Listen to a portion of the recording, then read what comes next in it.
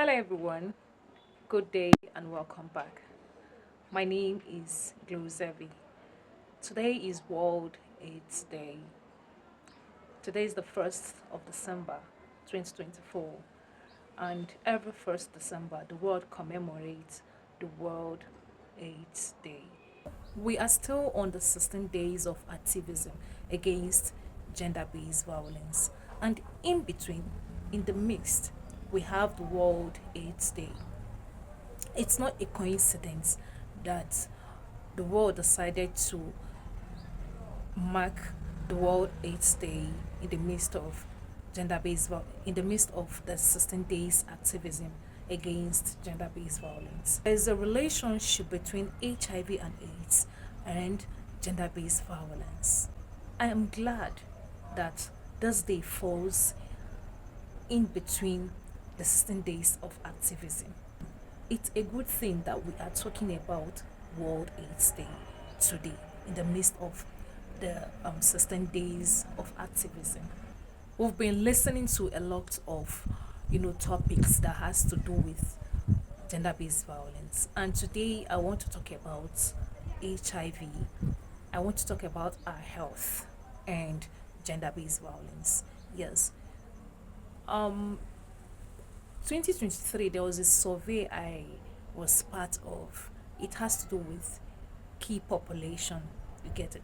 So during the training, I was meant to understand that by 2030, NACA, they want to have a free HIV country.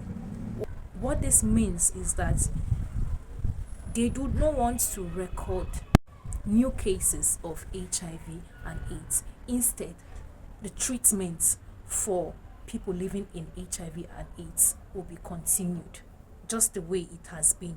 You get it? People living with HIV, they have been, they take treatment, daily treatment or so. So by 2030, they want to have a zero record. They don't want to have they don't want to record, new cases of HIV. That is what the National Agency for the Control of AIDS, you get it, have decided to do by 2030, right? Now, we have people who do not even know their status.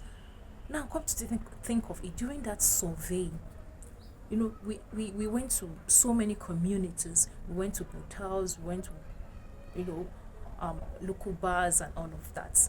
So what surprised me most was that some community stakeholders do not want to accept the fact that there are people living with HIV in their community.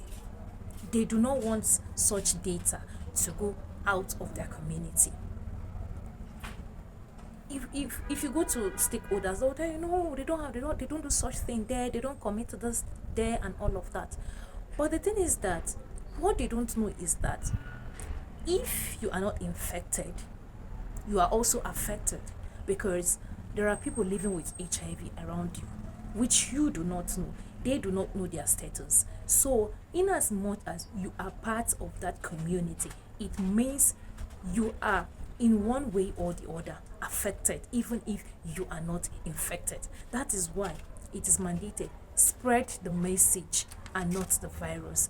Now we can only spread the message and stop the virus if we accept the fact that there are people living with HIV in the community, and also encourage people to do a routine check of their health status, so that they would know their health status, and if peradventure they have HIV, they know where to start. They start treatment immediately. But no, some stakeholders do not encourage that, which is so wrong, because in as much as they do not want other stakeholders, you get it, to get data, to collect data from their community, you get it, to know the status of people living with HIV. It means there will be a continuous spread of HIV.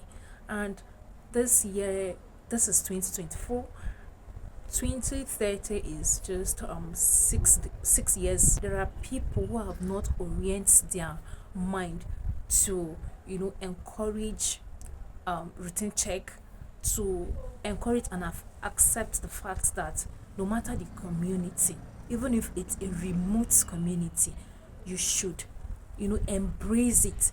When they talk about testing and all of that, we are here for research, we're here for survey and all of that. These are the kind of people we are looking for, so that we'll check their health status and all of that. Like, no, we don't have such, don't do such lifestyle here and all of that.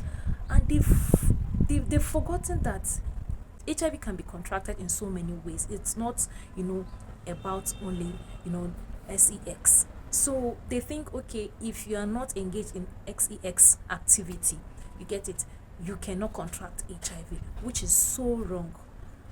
How can we help the National Agency for the Control of AIDS to achieve their aim of, eradicating new cases of HIV by 2030? Only we go for routine checks.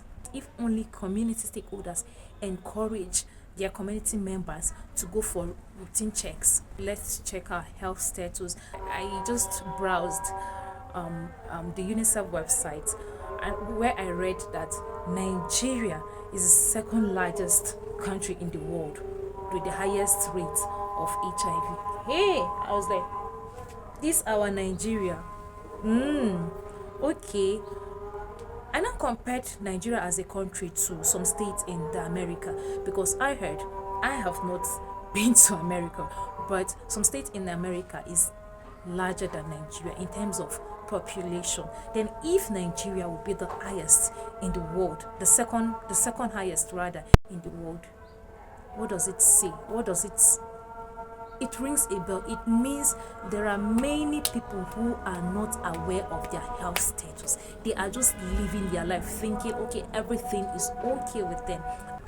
Let us always go for routine checks to know our health status.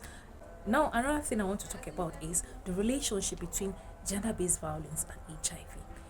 Perpetrators of gender-based violence, some of them do not even know their health status. It means gender-based violence could increase the spread of HIV.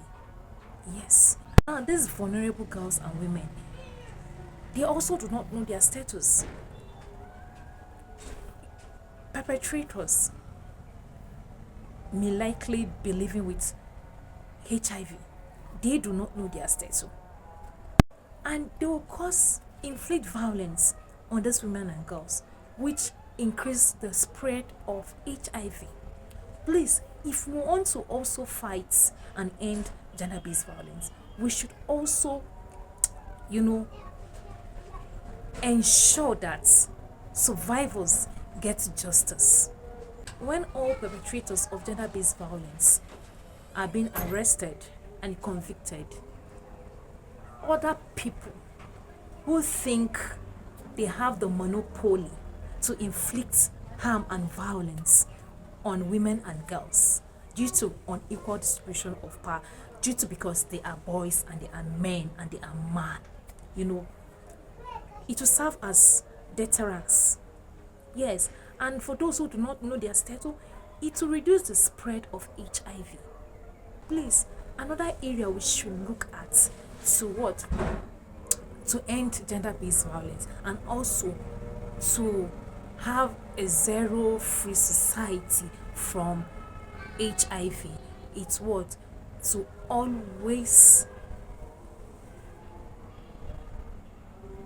convict, to always ensure that justice should be served. It's another factor we should look at, because talking about gender-based alone is not in isolation. We have so many areas.